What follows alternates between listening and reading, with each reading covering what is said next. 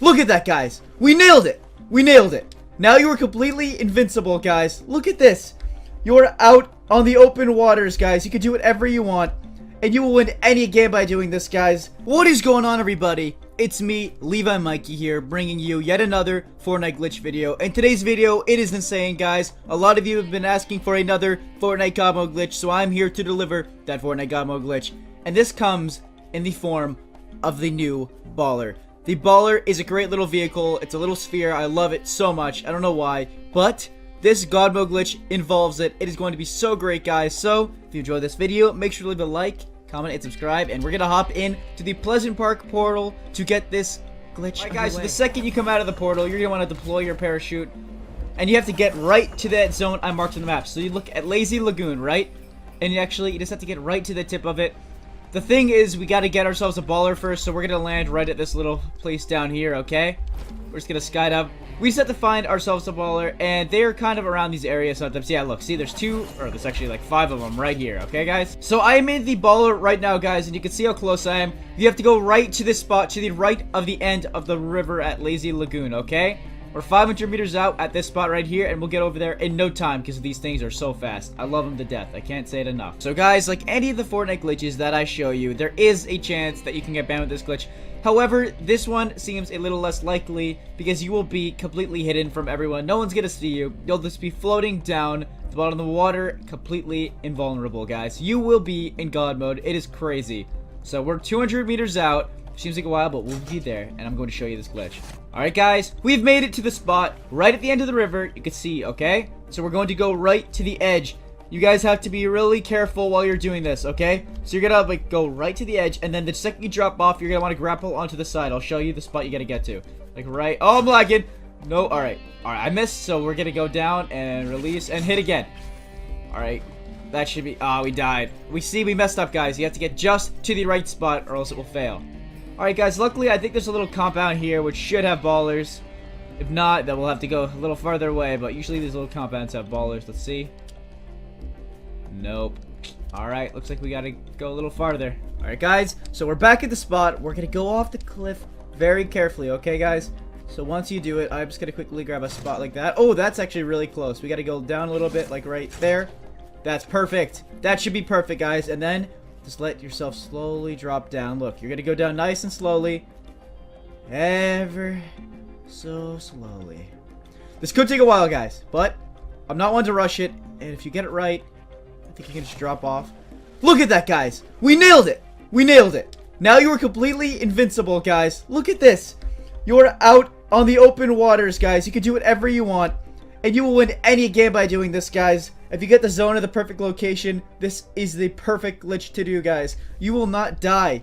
You are completely safe. Look, you can move around down here. You can do whatever you want. It is so overpowered, this glitch. It is the best God mode glitch to come out of Fortnite in a while. Guys, this glitch is insane. I have not seen a glitch like this in a long time, where you can come over here. You will not die. This is probably the most overpowered glitch I've ever seen, guys.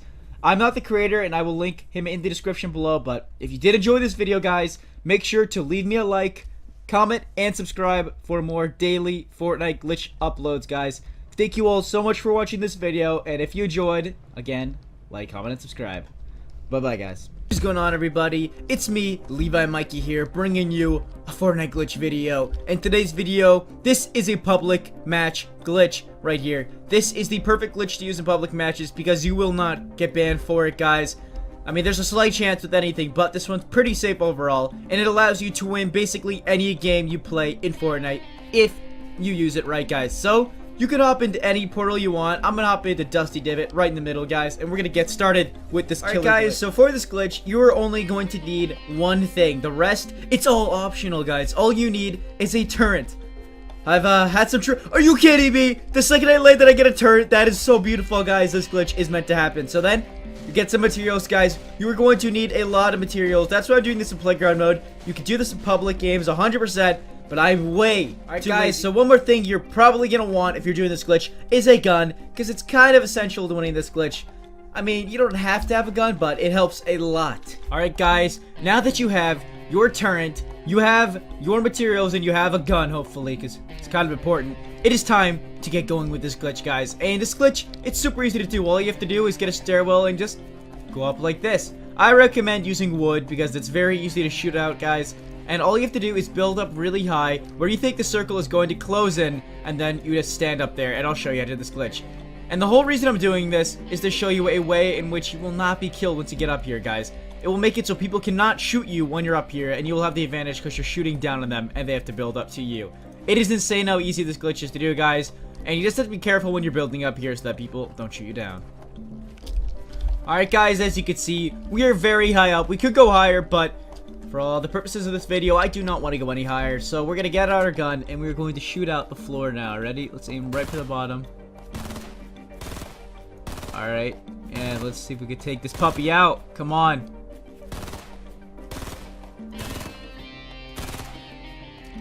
Alright, nothing yet. So the second it breaks, guys, you're going to want to switch. Oh, here we go. Switch to the floor, and then try to build your floor, and then just place down a turret like so. And look, the second that break... come here. I'm not scared of you. Come and get me. What? Look at that, guys. We're still up here on a floating platform, guys. You've always wanted to be this high without getting shot out, but now you can finally do it. You also have access to the turret, completely available to use to you guys.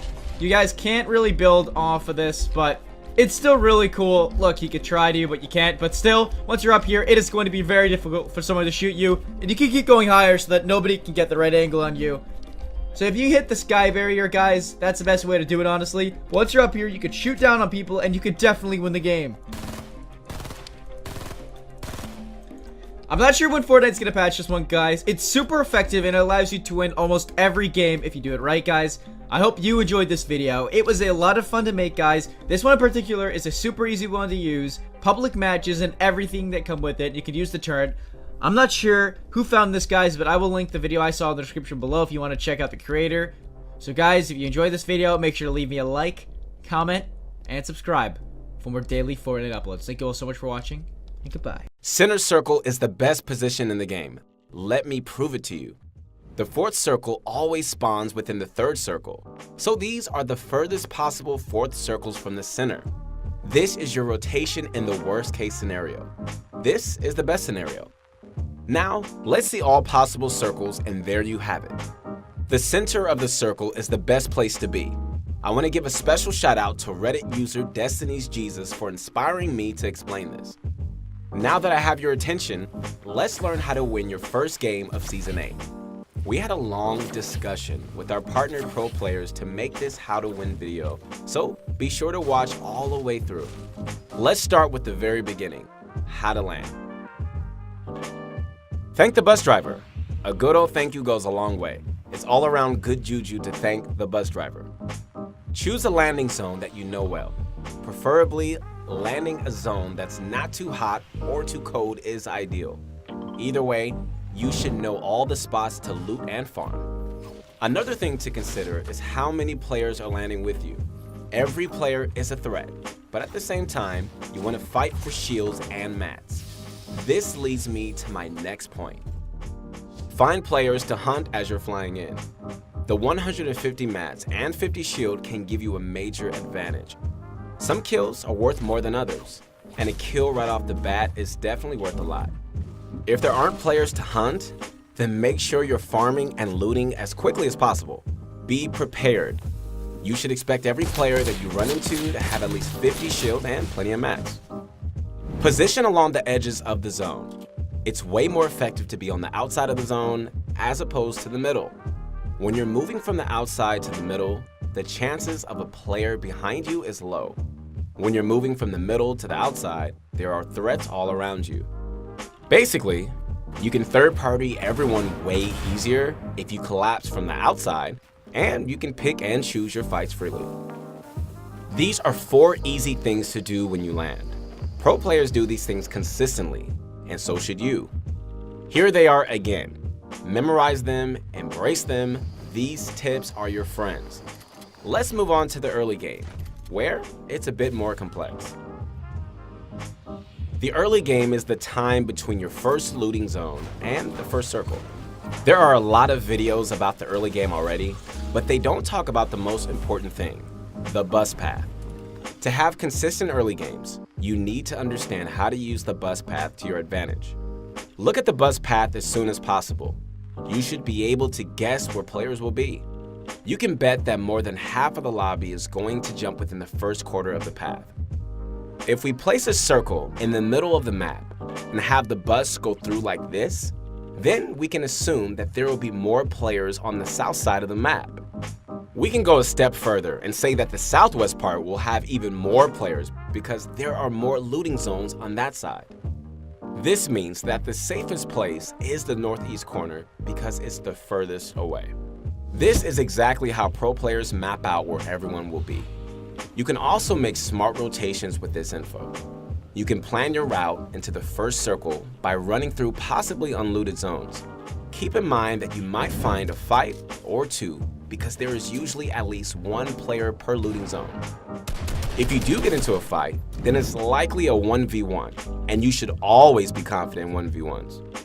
If the circle spawns on top of you, then you can make your way to the edge that will have less players. You might get caught in the rotation, so always be aware of your surroundings. It might seem like all I've been doing is teaching you how to avoid players, but that's not what I'm trying to do. I'm teaching you how to path like a pro and set yourself up for a great mid-game. You might not have used the bus path in the past, but start today. Your early games will become way more consistent, and you'll be one step closer to winning your first game. Let's consider the mid-game as the second and third circle. This is a really confusing part of the game, and I know a lot of players struggle here. That's why I don't want to overwhelm you. So here's a simple to-do list that will carry you to the end game. Make sure your loadout is complete and your mag count is healthy.